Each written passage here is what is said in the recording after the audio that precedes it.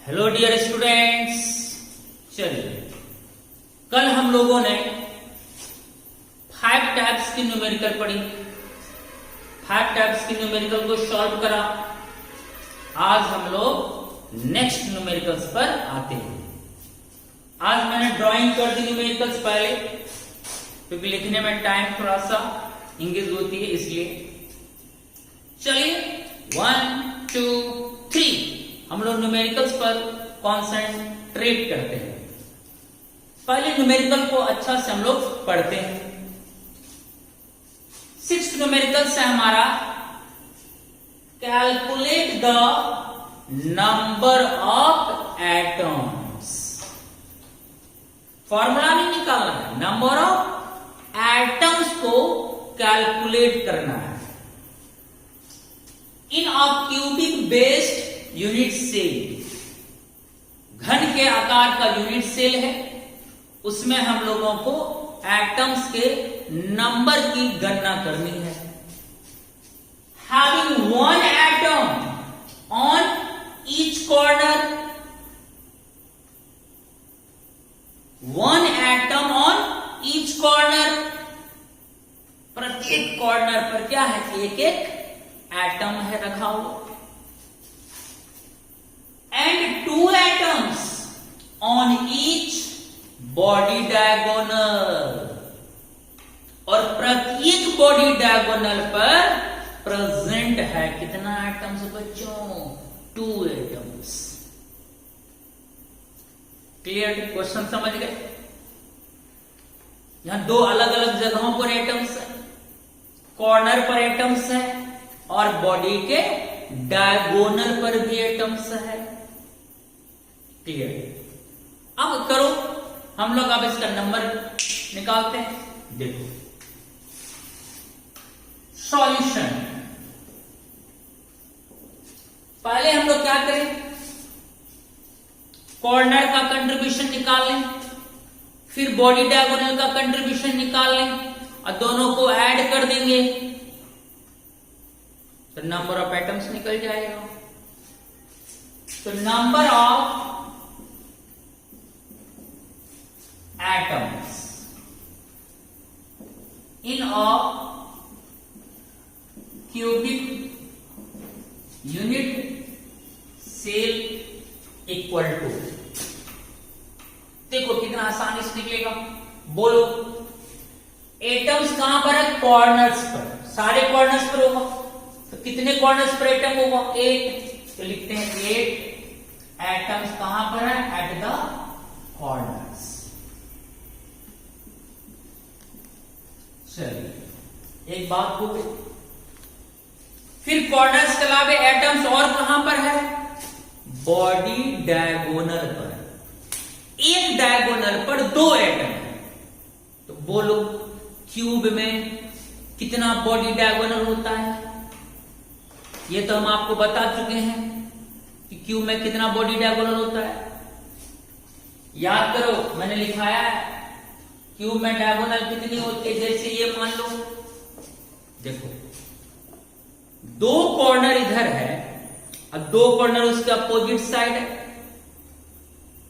तो इस 2 कॉर्नर से इस 2 कॉर्नर में 2 डायगोनल होगा, बॉडी डायगोनल। फिर इस 2 कॉर्नर से इधर 2 कॉर्नर आएगा, 2 इधर बॉडी डायगोनल। नीचे वाला कॉर्नर से ऊपर वाला कॉर्नर, ऊपर वाला से नीचे वाला, फिर इधर का नीचे वाला ऊपर वाला, फिर ऊपर वाला नीचे वाला से।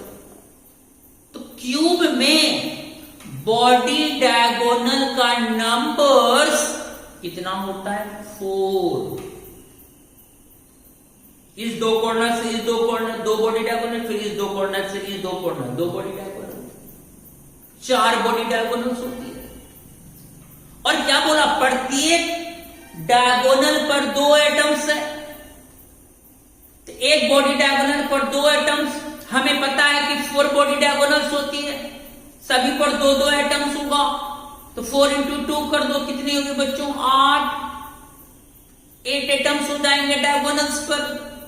अब body diagonal with in the body होती है, इसका मतलब ये 8 एटम्स कहां होगा, बॉडी के अंदर होगी। तो बॉडी के अंदर 8 एटम्स इसका कंट्रीब्यूशन भी 8, क्योंकि मैंने चीख चीख कर बोला है बॉडी के अंदर जितना एटम्स उसका कंट्रीब्यूशन उतना ही होगा। ईच बॉडी डायगोनल पर 2 एटम, 4 बॉडी डायगोनल 2 into 4 8। अब प्लस कॉर्नर का ऐड कर लेंगे तो नंबर ऑफ एटम्स निकल जाएगा चुटकी में। देखो अब इसमें ऐड करो,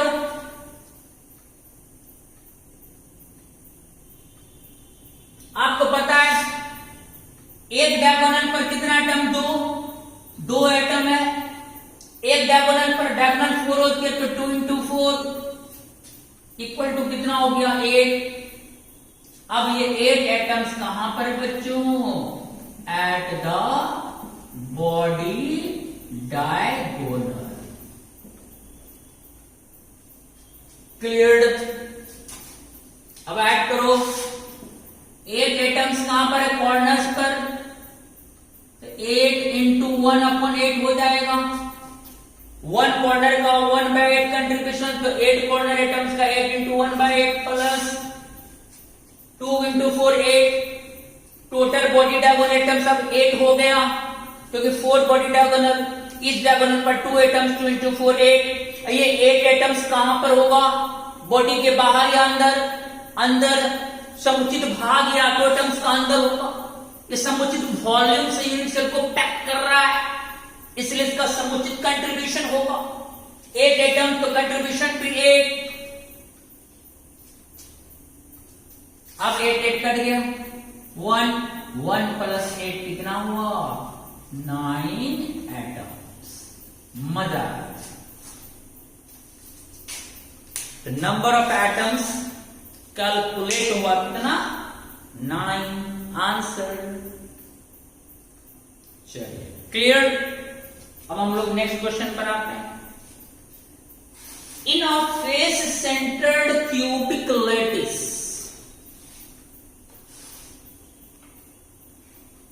क्यूबिक नुमा यूनिट से किस तरह का, तो फेस सेंटर्ड टाइप का। इसका मतलब एटम कॉर्नर और फेसेस पर होगी। Atoms A occupy the corners. चलिए ए एटम कहां पर है, सारे कॉर्नर्स पर है, corner positions. And atom B occupy the face centered positions. दोनों एटम का खबर मिल गई आपको, कौन कहां पर है, पता चल गया कि सर ए एटम सारे कॉर्नर्स पर है और बी एटम कहां पर है, फेस सेंटर्स पर। जितनी फेसेस है सबके सेंटर्स पर है। ए का पोजीशन कॉर्नर हुआ, बी का पोजीशन फेस हुआ। अब आगे देखते हैं क्या लिखा हुआ। If 1 atom of B is missing from 1 of centered point, एक बी एटम मिसिंग है, गायब है, और बी तो फेस वाला एटम है ना, इसका मतलब 1 फेस से एक बी एटम क्या है, मिसिंग है। तो फेसेस तो 6 होती है, इसका मतलब यहां 6 फेस पर एटम नहीं है अभी। अगर 6 में से एक फेस से बी एटम गायब हो गया तो बोलो बी एटम कितना फेस पर बचा, बोलो बोलो 5 फेसेस पर बची ना। तो 5 फेस एटम का ही ना कंट्रीब्यूशन अभी हम लोग निकालेंगे। क्लियर? अब पूछ रहा है the formula of the compound is. चलिए मस्ती लीजिए सवाल के साथ, एंजॉय करिए सवाल को बनाने में। चलिए आसान है, फॉर्मूला बनाना है। और मैंने क्या कहा, फॉर्मूला बनाने में ए का अलग नंबर निकालेंगे, फिर बी का अलग नंबर निकालेंगे तो फॉर्मूला आ जाएगा। चलिए सॉल्यूशन। ए एटम कॉर्नर्स वाला है, आप सुन चुके हैं, और कॉर्नर पर कोई एटम मिसिंग नहीं है, गायब नहीं है, सारे कॉर्नर्स पर एटम है। तो लिखते हैं नंबर ऑफ ए एटम, सभी कॉर्नर पर है। 8 एटम्स कहां पर है? At the corners. चलो अब इसका कंट्रीब्यूशन निकालो। 1 कॉर्नर का कंट्रीब्यूशन 1/8, तो 8 कॉर्नर एटम्स का कंट्रीब्यूशन 1/8 इंटू 8 या 8 इंटू 1/8 हो जाएगा। कट गया 1 आ गया। तो सभी कॉर्नर एटम्स मिलकर कितना एटम का योगदान दिया? 1 एटम का योगदान दिया। क्लियर? अब आते हैं फेस। फेस पर कौन एटम है? B. Number of the atoms. क्या लिखा था क्वेश्चन में? If 1 atom of B is missing from one of centered point, एक B एटम एक फेस से गायब हो गया। इसका अर्थ हुआ कि B एटम कितने फेसेस पर बच गया? 6 फेसेस पे। यहां लिखते हैं 6 एटम एक फेस पर होगा। 6 फेसेस में से एक फेस से गायब हो गया, तो 5 फेसेस पर ही ना बचा बी एटम्स। यहां पे लिखते हैं 5 बी एटम्स कहां पर बचा? Eight the face centres. 6 की बजाय 5 फेस पर होगा, क्योंकि 1 फेस से तो बी एटम गायब हो गया, इसलिए 5 फेसेस पर बी एटम हो। चलिए अब बताओ 1 फेस का योगदान कितना? हाफ। तो 1 फेस का एटम का योगदान हाफ, तो बोलो 5 फेस एटम का योगदान कितना होगा? 5 इंटू हाफ हो जाएगा। 5 इंटू हाफ, ये हो गया 5/2। क्लियर हो गया? चलिए, तो कॉर्नर एटम का कंट्रीब्यूशन 1 आया और फेस एटम्स का कंट्रीब्यूशन 5/2 आया। 5 इंटू हाफ 5/2। अब बताओ बच्चों, ये किसमें आ गया? फ्रैक्शन में। बोलो, कमेंट में देख रहे हैं, बोलो कितना से मल्टीप्लाई करें इसको? राइट आंसर 2 से ना, क्योंकि नीचे में 2 है, फ्रैक्शन हटाना होगा तो 2 से मल्टीप्लाई करनी होगी। 2 से इसको मल्टीप्लाई करा, तो बोलो इसको करना पड़ेगा कि नहीं 2 से मल्टीप्लाई? यस और नो? कमेंट देखो। Yes, right answer 2। 1 इंटू 2 कितना आ गया? 2। यहां 2 कट गए, कितना आ गया? 5।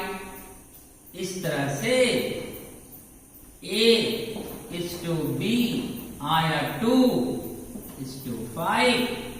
तो फॉर्मूला हो गया, formula of a unit cell equal to A to B 5। Answer A to B 5 होगा। देखो डी नंबर ऑप्शन हो गया। चलो, वेरी इजी, आसानी से आप समझ गए। अब आओ ये सवाल, ये आईपी में पूछा हुआ क्वेश्चन है। आइए देखते हैं सवाल क्या करता है।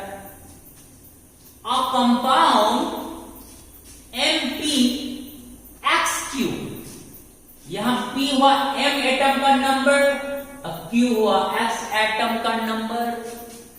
अगर हमें M और X दोनों एटम का नंबर पता चल जाए तो फॉर्मूला खुद ब खुद पता चल जाएगा।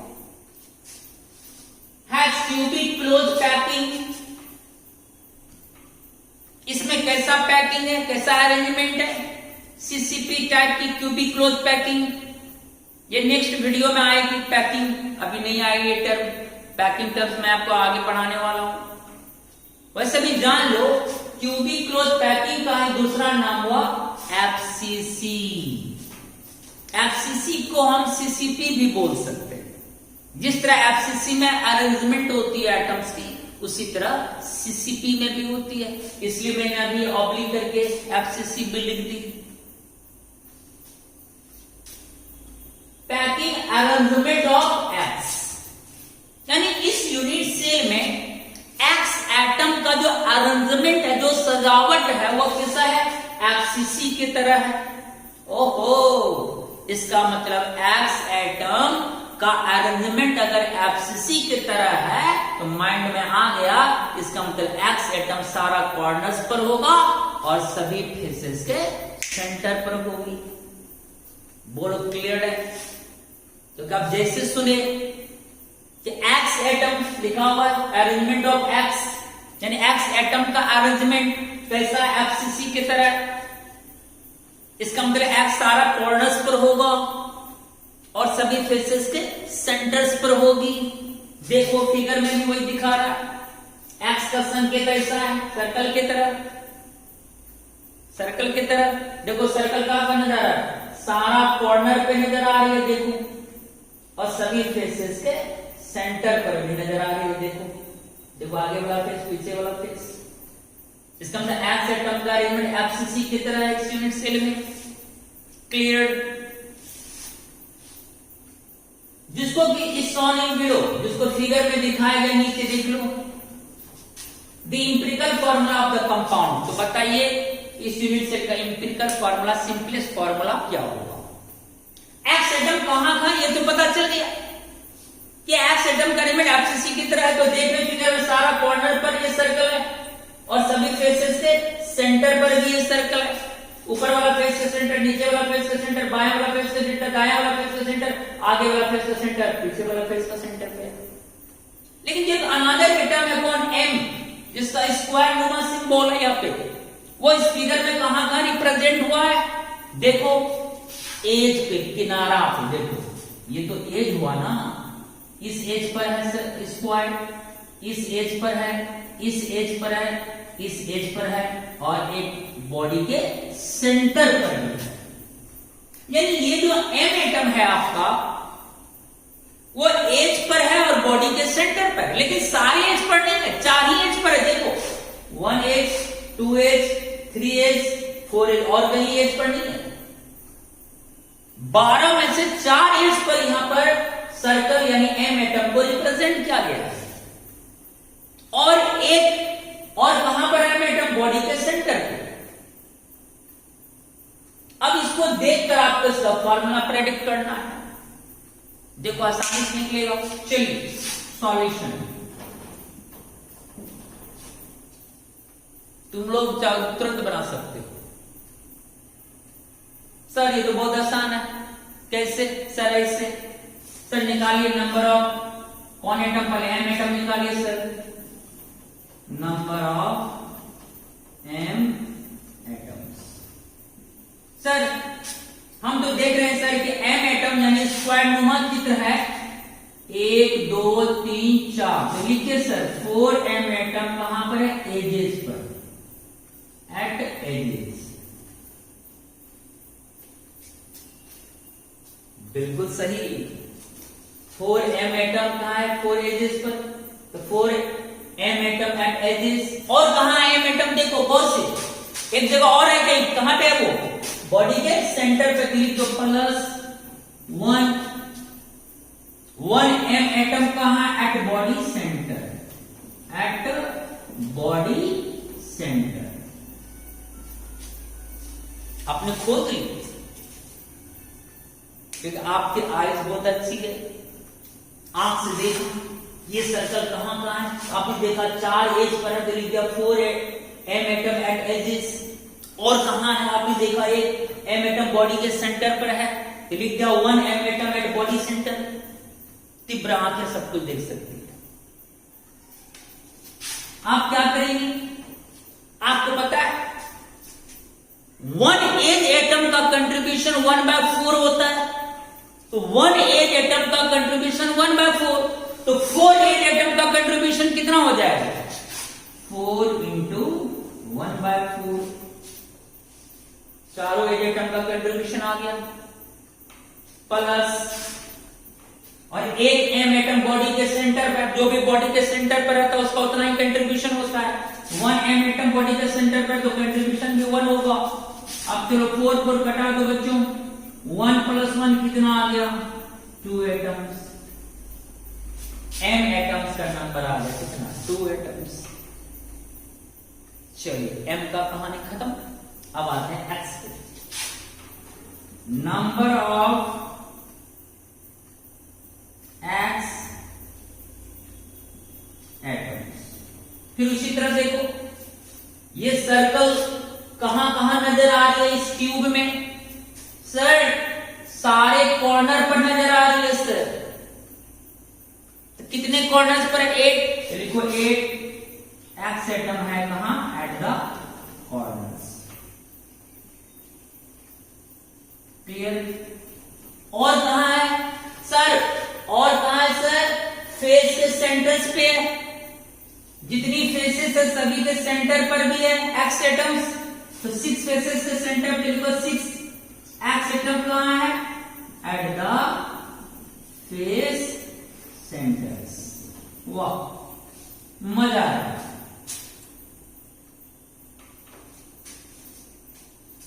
एक्स एटम 8 कॉर्नर्स पर उपस्थित है और 6 फेसेस पर उपस्थित है। अब इसका कंट्रीब्यूशन ड्रॉइंग कर लेते हैं। 1 कॉर्नर एटम का कंट्रीब्यूशन 1/8 कॉर्नर का contribution 8 into 1/8 plus 1 face atom का कंट्रीब्यूशन हाफ, तो 6 फेस एटम का कंट्रीब्यूशन 6 इंटू हाफ। कटा दो, 8 कर दिया, 1 दिया, 2 3 जा 6, 3 प्लस 1 ऐड कर लो, 4 आ गया।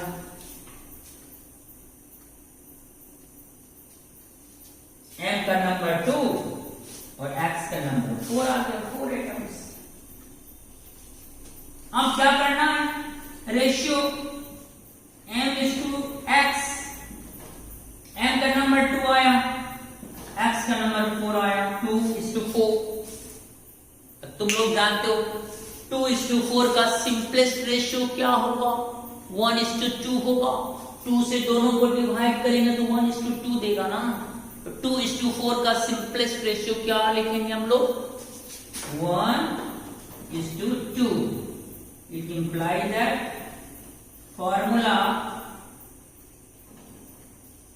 Of unit cell equal to कितना आ गया बच्चों? m का नंबर 1 m1, x का नंबर 2 x2। m1 x2 को क्या लिखेंगे? mx2। देखो कितना इजी न्यूमेरिकल्स था। mx2, your options are mx2। कहां पर देखो? बी नंबर mx2 करेक्ट हो गया ना। पढ़ोगे तो मजा आएगा पढ़ने में। इजी न्यूमेरिकल्स है। जब इस चैप्टर की एंडिंग होगी तो आपको असाइनमेंट दिया जाएगा, देखना सटासट आपका न्यूमेरिकल्स बनेगा। ओके चलिए 10 सेकेंड में इसका स्क्रीनशॉट ले लीजिए ताकि आप इसको अच्छी तरह से देख भी पाए।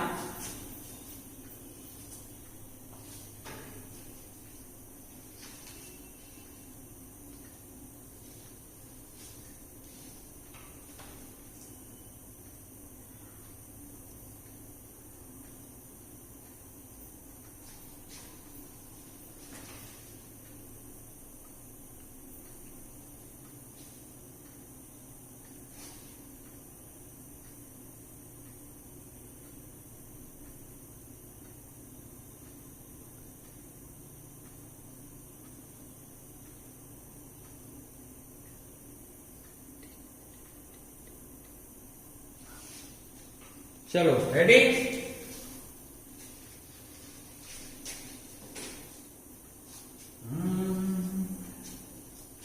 आसमान ऊपर। अब हम लोग नेक्स्ट प्रॉब्लम पर आते हैं।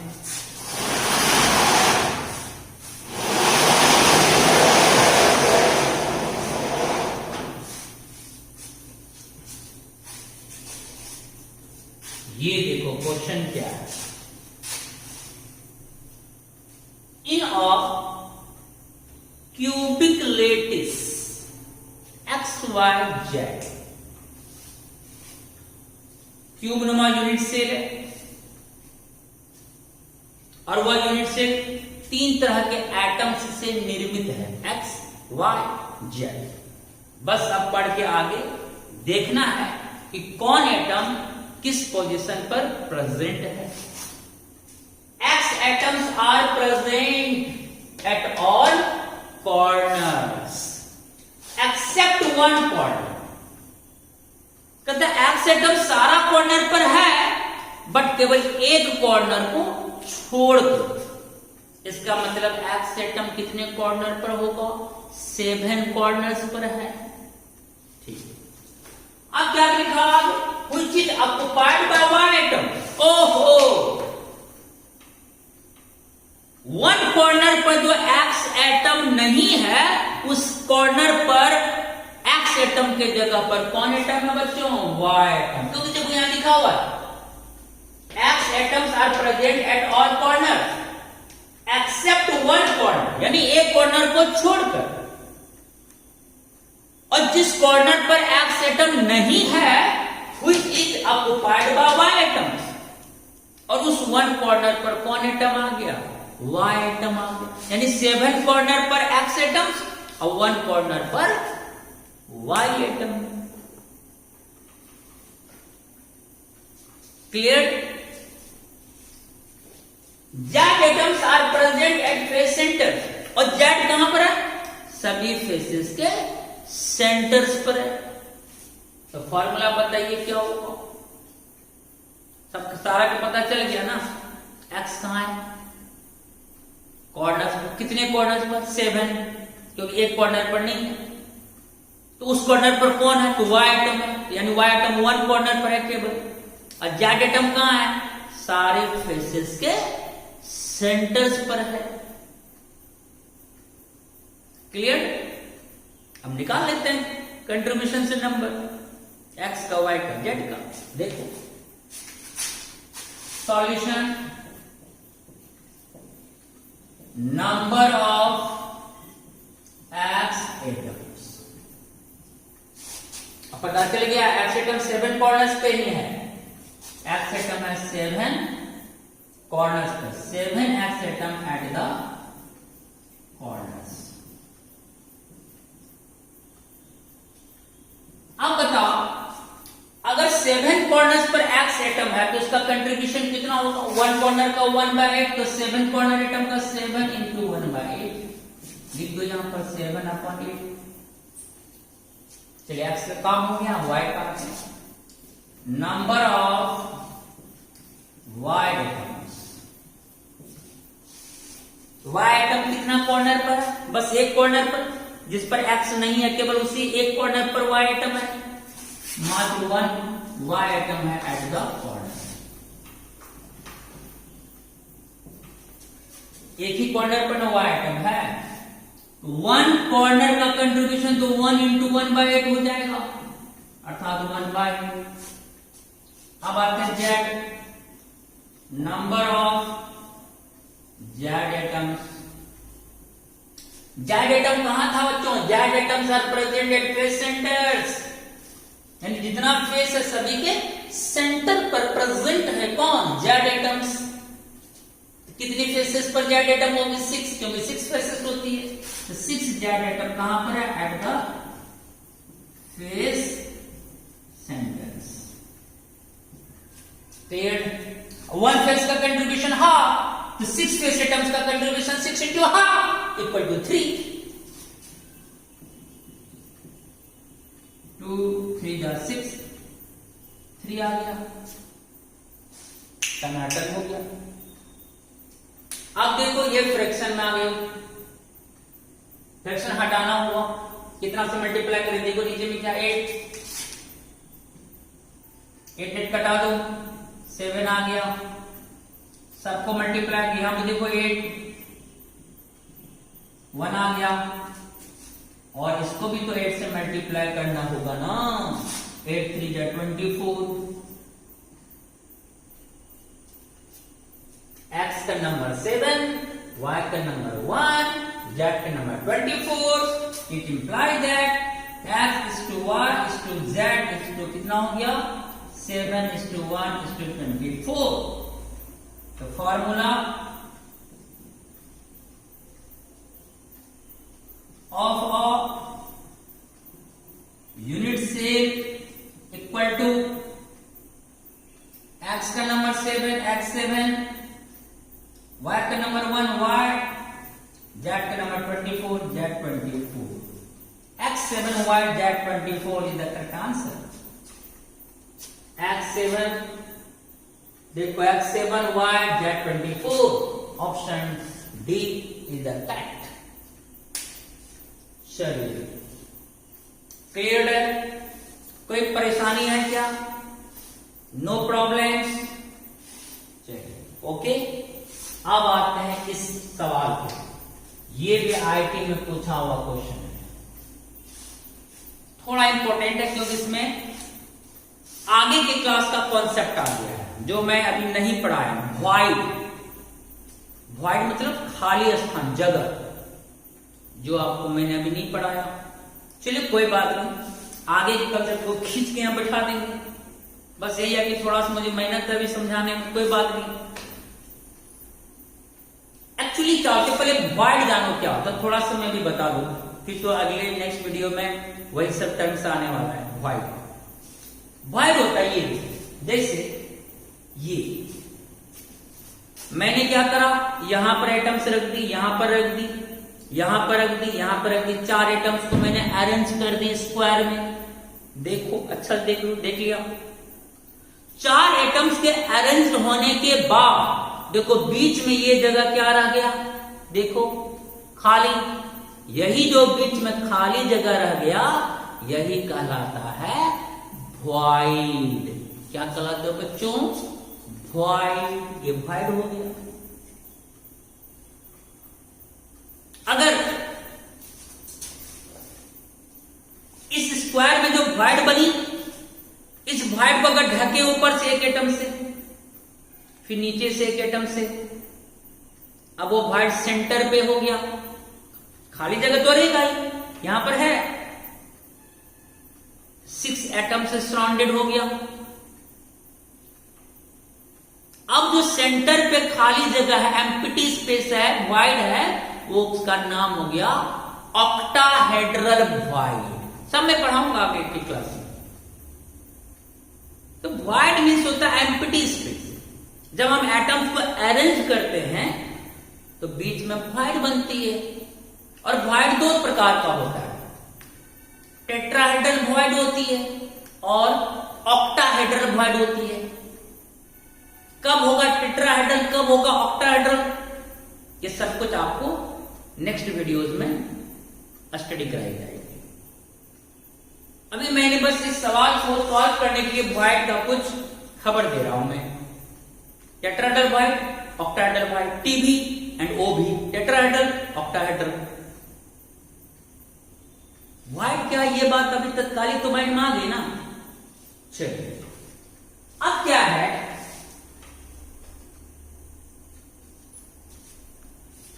NaCl, sodium chloride.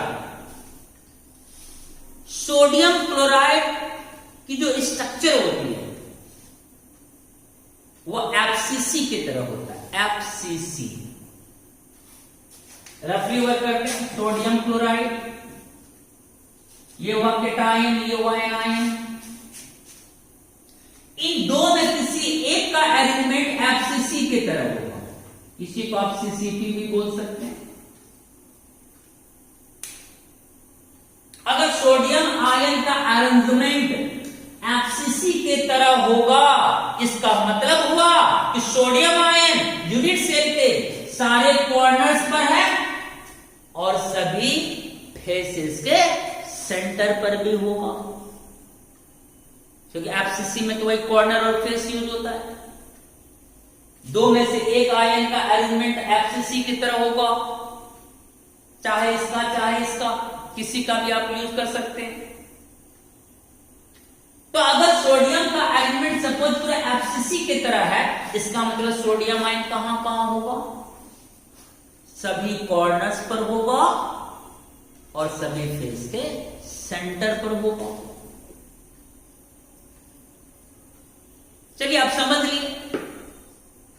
Sir NaCl FCC arrangement होता है, उसमें जो सोडियम आयन है, कैटायन, वो सारा कॉर्नर्स पर होगा, सारा फेस पर होगा। चलिए बात मान ली। तो ये सर कहां होगा? तो जब एफसीसी अरेंजमेंट होगा सोडियम आयंस का, अरेंजमेंट होने के बाद तब वहां क्या क्रिएट होगा, उत्पन्न होगा? वाइड। टेट्राहेड्रल वाइड भी बनेगा, ऑक्टाहेड्रल वाइड भी बनेगा। लेकिन NaCl में ये जो क्लोरीन आयन है ये ऑक्युपाई करता ऑक्टाहेड्रल वाइड को, OB को। तो जैसे इसका एफसीसी अरेंजमेंट होगा वैसे वहां वाइड क्रिएट होगा। 2 टाइप्स की, TB और OB, जिसमें से क्लोरीन आयन रहेगा कौन वाइड में? OB ऑक्टाहेड्रल वाइड में। अब आप हमसे एक क्वेश्चन कर सकते हैं, सर जो वाइड क्रिएट होगा वो कहां पर क्रिएट होगा? ये बात तो पूछने वाली होगी। ये तो सही, वो वाइड कॉर्नर पर नहीं होगा, ना ही फेस पर होगा, क्योंकि कॉर्नर पर तो आपका सोडियम आयन है, फेस पर भी आपका सोडियम आयन है, क्योंकि ये फेस अरेंजमेंट है, एफसीसी अरेंजमेंट है। तो जो OB ऑक्टाहेड्रल वाइड क्रिएट होगा वो होगा एजेस पर और बॉडी के सेंटर पर ऑक्टाहेड्रल वाइड क्रिएट होता है।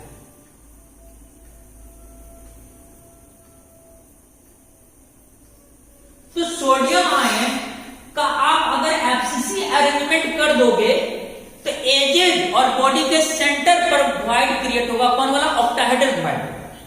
और उसी खाली जगह में रहेगा कौन? Chlorine ion. आप उल्टा भी कर सकते हो।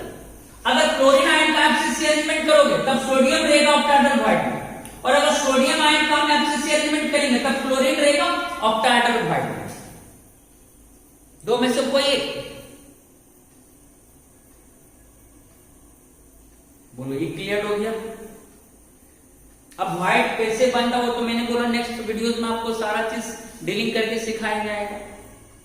लेकिन ये बताओ, जब भी एटम का अरेंजमेंट होगा ये तो पक्का है वहां व्हाइट क्रिएट होगा, क्योंकि 4 एटम पूरी इस जगह को तो नहीं ढक सकता ना, कुछ ना कुछ जगह तो खाली रहेगा, व्हाइट तो बनना तय है। जिससे सपोज करिए sodium ion, sodium ion, sodium ion, sodium ion, आइए मान लो व्हाइट बना, ऑक्टाहेड्रल व्हाइट। सपोज इसी व्हाइट को छेकेगा कौन? क्लोरीन आयन है, या इसमें टप से गिरा देंगे chlorine ion. Octahedral white occupy हो गया किसके द्वारा? क्लोरीन आयन के द्वारा। अब कुछ दिमाग में आया?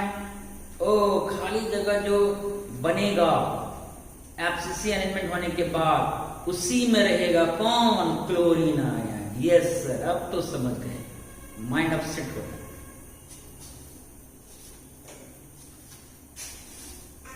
तो NaCl की स्ट्रक्चर ऐसी ही होती है, इसलिए मैं यहां पर एक ड्राइंग कर दूं आपको, सॉल्यूशन। NaCl में लिख देता हूं, और यहां NaCl के जैसा ही माना गया क्वेश्चन में AB को, जैसे सोडियम को A मान लो, क्लोरीन को B मान लो।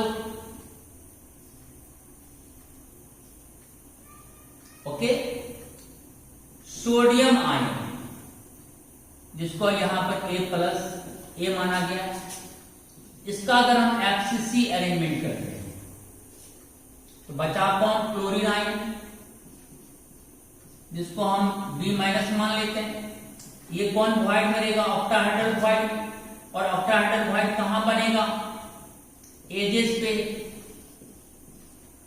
और बॉडी के सेंटर पर। बॉडी सेंटर, देखो 7 क्लियर कंसेप्ट कर दिए यहां पर। NaCl का स्ट्रक्चर एफसीसी की तरह हो गया, क्योंकि लेटिस पॉइंट से ही अरेंजमेंट होता है। लेटिस पॉइंट होता है corner, face. Sodium FCC arrangement है, इसका मतलब A एटम का जगह होगा कॉर्नर्स और फेसेस, और उससे वाइड जो क्रिएट होगी वो कहां पर होगी? एजेस और बॉडी सेंटर पर। उस वाइड यानी जगह को कौन ढकेगा? क्लोरीन आयन, यानी कि B-। अब पता चल रहा है कि ए और बी में ए कहां होगा, बी कहां होगा। अब क्वेश्चन पढ़ते हैं। In a solid A B having NaCl structure, यानी ए बी की संरचना किसके जैसी है, NaCl की जैसी है। A atoms occupy the corners of the cubic unit cell, और ए एटम कहां पर होगा, कॉर्नर्स पर होगा। वो NaCl लिख दिया तो अब आप जानो, क्योंकि स्टूडेंट को ये मालूम रहना चाहिए कि NaCl की स्ट्रक्चर कैसी होती है और उसमें सोडियम कहां कहां पर रहेगा। यहां लिख दिया ए कॉर्नर्स पर है, ए के जैसा यहां पर सोडियम आयन हुआ, इसका मतलब ए एटम FCC को दर्शाएगा। तो ए एटम आपका सारा कॉर्नर्स पर होगा और सारा फेसेस पर भी होगा। फेसेस नहीं लिखा हुआ है, लेकिन आपको खुद समझ जाना, जो कॉर्नर पर होगा वही फेस पर होगा ना। ए एटम कॉर्नर पर होगा, इसका मतलब ए एटम फेस पर भी होगा, तभी तो FCC अरेंजमेंट देगा ना। चलिए क्लियर। अब बी एटम कहां होगा, उससे जो वॉइड क्रिएट होगी वहां होगा, और आपको बता चुके हैं FCC अरेंजमेंट में वॉइड कहां पर क्रिएट होती है, ऑक्टाहेड्रल वॉइड एजेज और बॉडी सेंटर पर। इसका मतलब बी एटम एजेज पर होगी और बॉडी सेंटर पर होगी। कितना क्लियर हो गया कॉन्सेप्ट।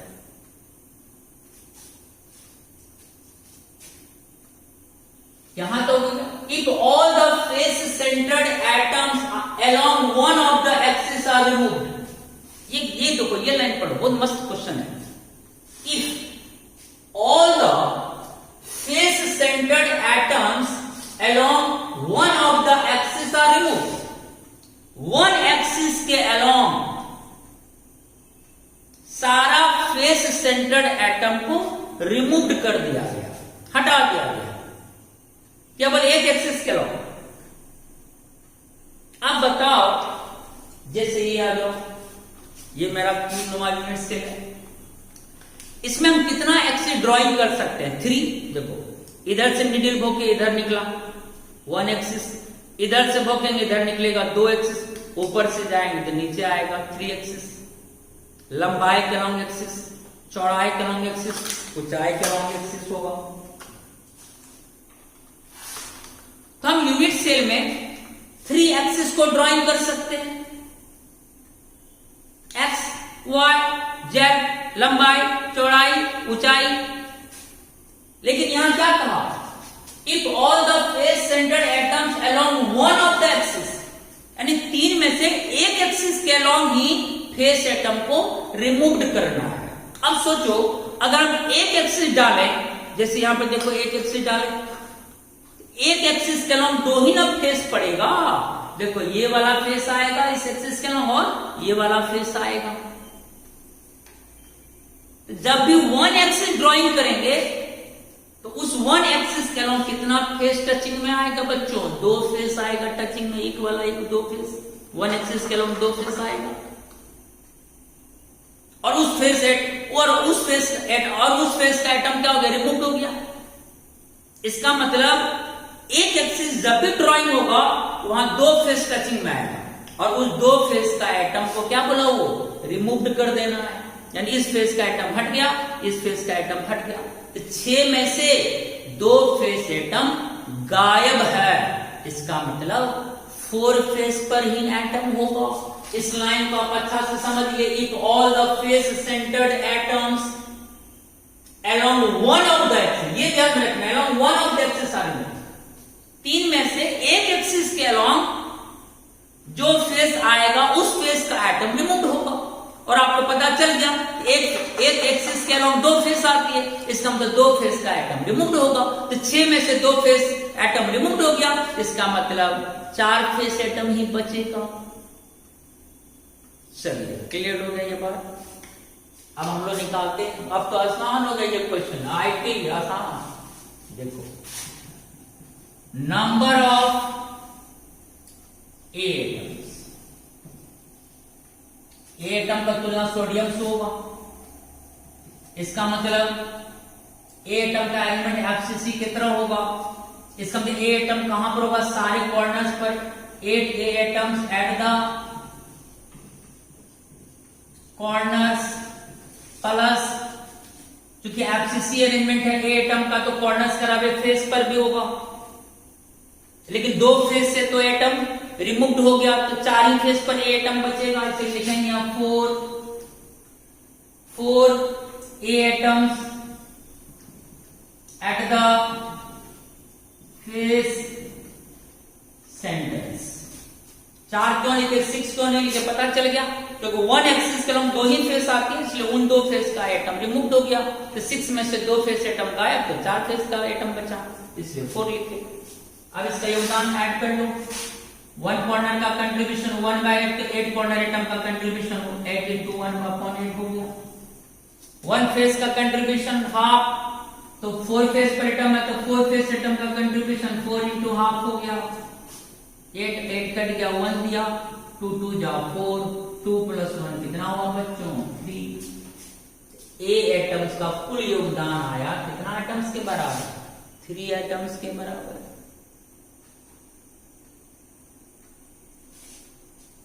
अब हम लोग आते कहां, B, number of B atoms. B यानी कि क्लोरीन आयन, ये कहां पर होगा, वॉइड में, ऑक्टाहेड्रल वॉइड में।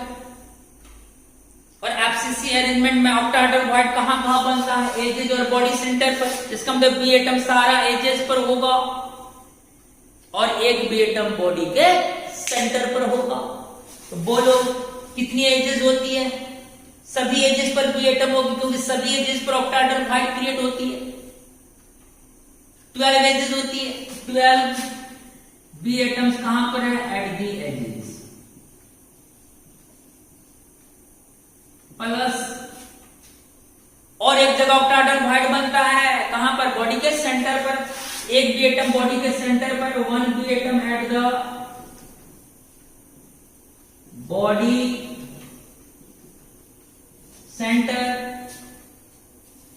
हम यहां पर ऐड कर लेते हैं, जो एटम एच पर होता है उसका योगदान 1/4 होता है।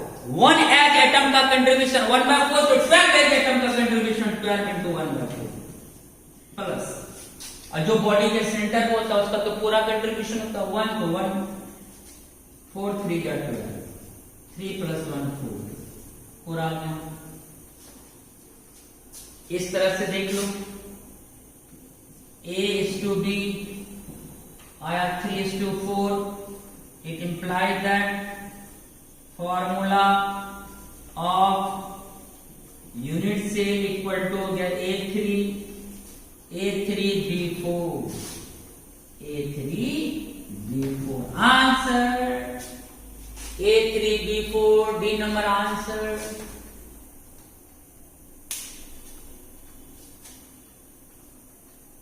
बोलो क्लियर हुआ, कोई प्रॉब्लम है इसमें? ये बात आपको जानना है, NaCl में 2 आयंस, कैटायंस का एलिमेंट एफसीसी की तरह, जब सोडियम आयन एफसीसी की तरह अरेंज हो जाएगा, सारा कॉर्नर और फेसेस के सेंटर पर हो जाएगी, तब उससे वॉइड क्रिएट होगा, टीबी भी वॉइड क्रिएट होगा, ओबी भी होगा। लेकिन जो क्लोरीन आयन वो कहां रहेगा, ओबी में, और वो ओबी कहां क्रिएट होगा, एजेज और बॉडी सेंटर पर। इसका मतलब क्लोरीन आयन अर्थात बी आयन कहां रहेगा, एजेज और बॉडी सेंटर पे। सोडियम आयन के अलोंग ए एटम्स माना गया है, ए एटम्स का एफसीसी अरेंजमेंट हुआ तो 8 कॉर्नर पर ए एटम है, उसके अलावा 4 फेस पर है, 2 फेस से 2 रिमूव हो गया था, तो 8 कॉर्नर एटम का कंट्रीब्यूशन 8 into 1/8, अब 4 फेस एटम का कंट्रीब्यूशन 4 into हाफ, दोनों आया कितना 3। उसी तरह बी एटम्स सभी एजेस पर, आपको पता है 12 एजेस होती है, तो 12 एजेस एटम प्लस एक एटम और वॉइड होता है बॉडी के सेंटर पर create, +1 at the body centre. 1 edge का कंट्रीब्यूशन 1/4, तो 12 एज एटम का contribution 12 into 1/4 plus body centre 1 cut गया, 4 आया। इस तरह से A:B 3:4, तो फार्मूला हो गया A3B4। कितना मस्त क्वेश्चन था ये बच्चों, क्लियर हो गया ये, कोई परेशानी? चलिए 10 सेकंड में इसका स्क्रीनशॉट ले लीजिए, कमेंट में आती है सर स्क्रीनशॉट लेने के थोड़ा टाइम दे दीजिए।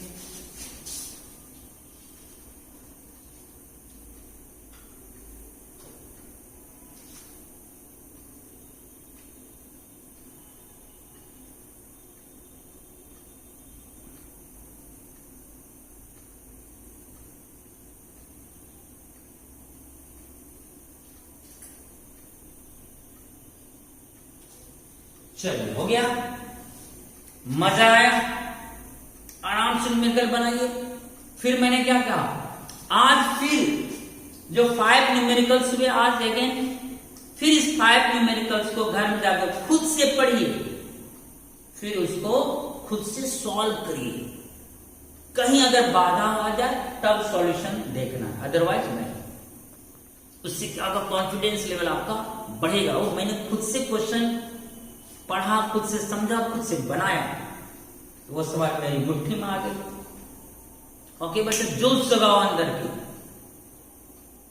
जोश कभी डिक्लेरेशन में नहीं, हमेशा अप्लाई होना चाहिए। ओके तो ओके।